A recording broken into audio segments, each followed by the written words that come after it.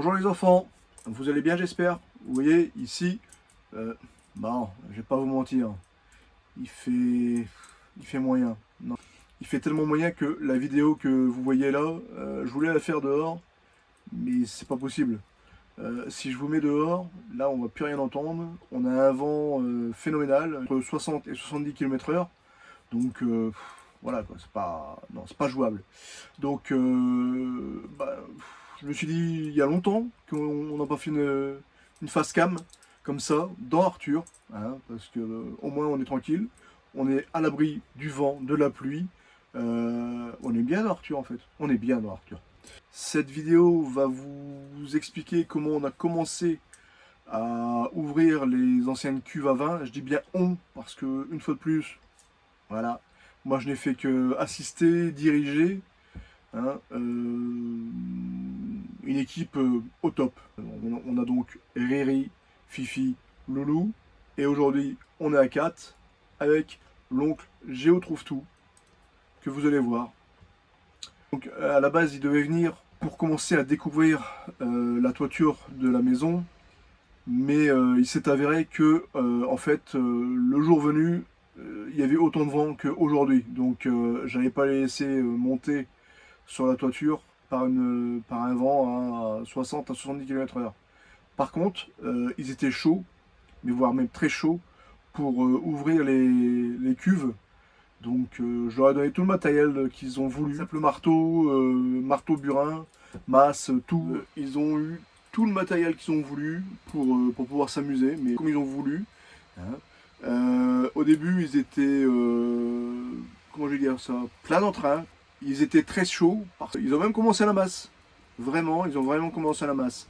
Regardez, je pense qu'on va le voir là-dedans.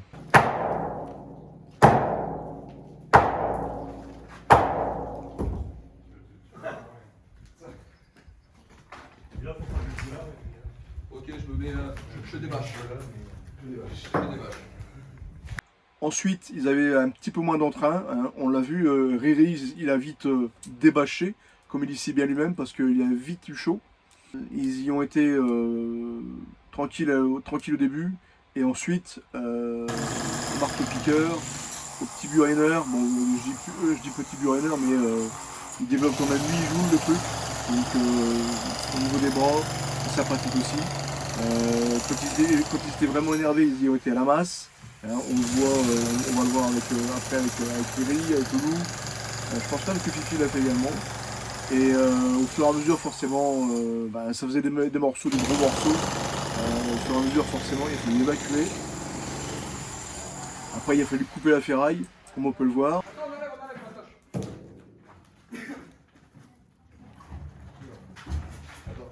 On le là-bas. Ça fait pas un travail, les gars?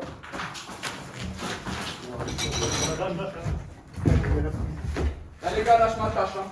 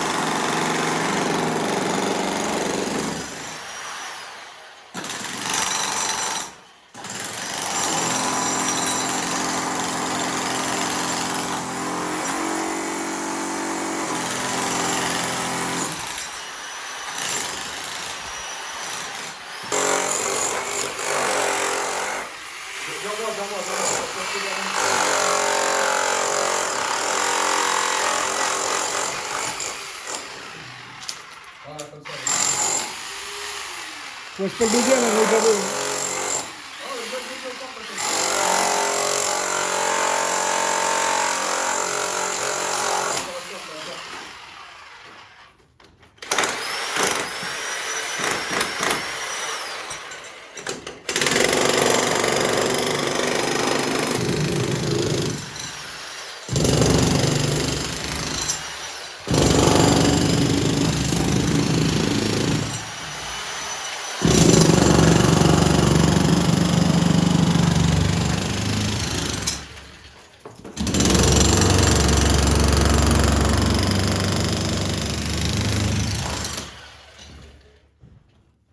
Au bout de la matinée, donc vers midi, midi et demi, tout le chapeau, donc quand on parle de chapeau sur la cuve, c'est tout ce qui est au-dessus, hein, donc le trou d'homme, plus vraiment le chapeau en fait, toute la chape qui était là. Tout est parti, voilà la photo.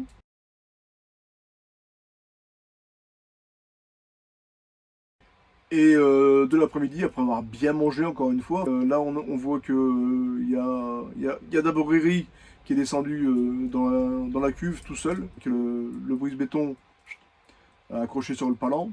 Ça, il avait bien à hauteur et il a pu taper comme il voulait. De l'autre côté, donc lui il était à l'intérieur. À l'extérieur, il y avait le reste de la bande qui faisait des tronçons avec la tronçonneuse. Et avec le petit piqueur également, il tapait d'un côté, il tapait d'un autre, pour dire de casser tout le béton. Les premiers coups à la verticale, dans la paroi, au bout de 2-3 minutes, ça a fait wouh. Regardez.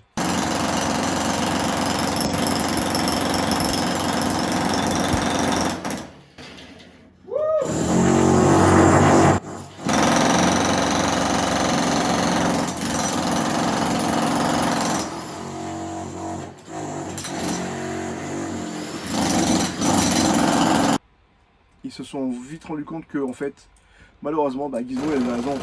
C'est pas aussi facile que ça. Mais à la fin de la journée, vous l'avez vu, hein, vraiment, vraiment, très, très, très, très courageux. Plus ce béton-là, il est mais vraiment, vraiment très, très dur, très, très dense. C'est fait pour supporter la pression du vin. C'était quand même des cuves de 355 hectolitres. Je vous laisse faire la conversion. Vous allez voir que ça fait pas mal de volume. Donc le volume dans ces cuves-là, au fur et à mesure que ça masse et la compagnie, ça pousse sur les parois. Les fers à l'intérieur, ils étaient gros comme mon pouce. Voilà, ils sont bien amusés. Mais ils ont réussi à faire ce qu'ils voulaient. Il y a encore un morceau de la paroi à couper. Parce que là, pour l'instant, on rentre sur, je sais pas, 50-60 cm de large. Il faut encore couper le même de l'autre côté, donc sur la gauche de la paroi. À cet endroit-là, comme ça, nous, on va pouvoir mettre un escalier qui viendra du garage pour monter à notre futur appartement, on va dire. Et les autres cuves, on va les ouvrir juste en façade pour faire du rangement à l'intérieur. Voilà, on va juste faire sauter le chapeau du trou d'homme, laisser la dalle, comme ça tout est plat, et refermer là, comme ça on aura quelque chose de plat après. La suite c'est du plancher bois, donc bon, il n'est pas en bon état, donc on le fera sauter de toute manière. Mais au moins on aura cette prise là en béton. On va pouvoir venir s'appuyer dessus sur, je sais plus, ça doit faire une vingtaine de centimètres je crois. Et après pouvoir faire courir le plancher tranquillement. Voilà. Je regarde en dessous parce qu'il y a O'Neill qui fait l'andouille, excusez-moi. Là-dessus, moi je vous dis à plus tard. C'est la 3e vidéo que je fais ce mois-ci. Vous avez été gâtés parce que vous avez rien eu pendant X temps. Et là, 3 de suite. Allez, là-dessus, moi je vous laisse. Je vous dis ciao ciao et à plus tard.